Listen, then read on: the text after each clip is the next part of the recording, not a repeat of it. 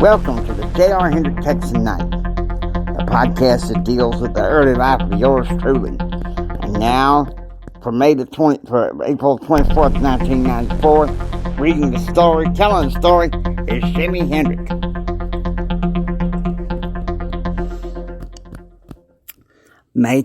April 24th, 1994, 3:30 p.m. Eastern. Jim and Betsy are in the front lounge of the mansion in Chevy Chase, D.C. They are serving hors d'oeuvres for a small reception in honor of Congressman Dick Armey. Earlier this morning, Armey had taken Jim to the Chevy Chase Baptist Church to an early morning meeting of the Fraternal Order of the Providence Society. After that, he was able to come home in time to pick up Betsy to go to church with her. 2:30 p.m. Central. JR is in his room after a long and busy day. Early that morning, Dave Smith had taken him to the Spirit Club for an early morning meeting of the Fraternal Order of the Drexel Society at the Spirit Club. He was just barely back an hour from that meeting when Bill Kennedy picked him up to take him to church. After church, he had lunch with Brent Clark and Charlie Nation, receiving the third degree from Charlie regarding his father. Kevin McDonald had gone to lunch with his father, so JR sits dejectedly in his dorm, still wounded by the slight his father did yesterday.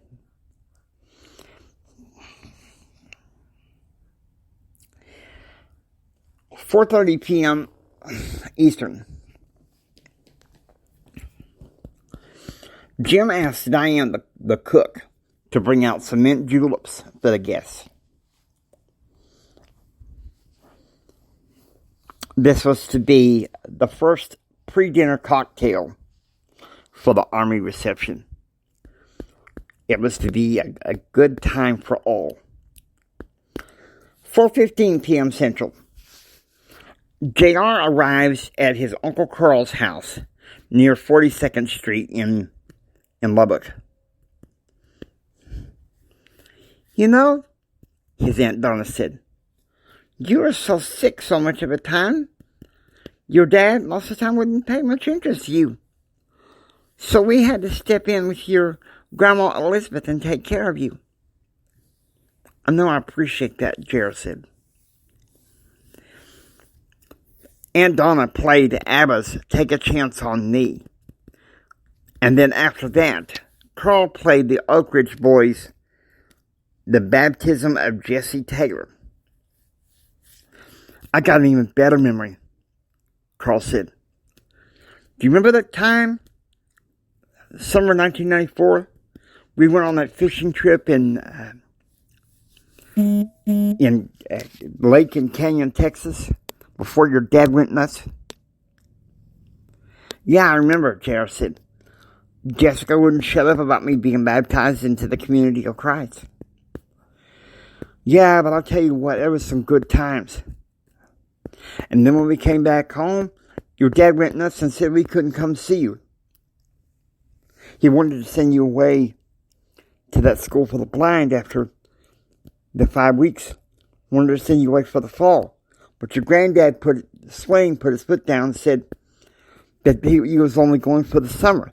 And even then, your granddad threw a fit for him not to go. You know, the fishing trip was the first of not very many times that my dad and I shared very many things together. JR said, let me tell you something. I heard about what he did yesterday, and I ain't happy, Uncle Carl said. Also, talk to your Grandma Elizabeth. She ain't happy either. I don't imagine there's not a lot of people that's happy about what he did, JR said. Dinner's at 6, Aunt Donna said. Well, I'll tell you something, JR. Your daddy's going to be too busy this weekend in Washington, D.C. to see you swim up in Fort Worth. But you better believe that I will be there, and your Grandma Elizabeth will be there. We care about you. Well, thank you, Uncle Carl.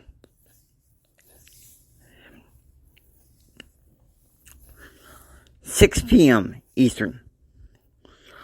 The reception begins with the dinner course being chicken Harrington. Chicken Harrington was a half-fried chicken with loaded garlic mashed potatoes. Betsy had gotten this recipe from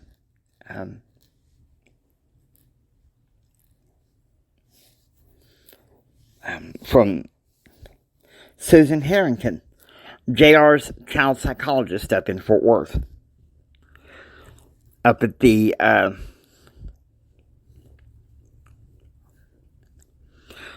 C-Squared Institute for Advanced Child Studies. Mr. Harrington had gone to the legislature to remove the mental retardation status from JR's education case file. And as appreciation, Harrington also gave the Hendricks the recipe. She would come and visit often in 1983-84 to be a comfort to JR and Betsy at Swainfield Ranch, as Jim was traveling off and on to and from Nashville on business.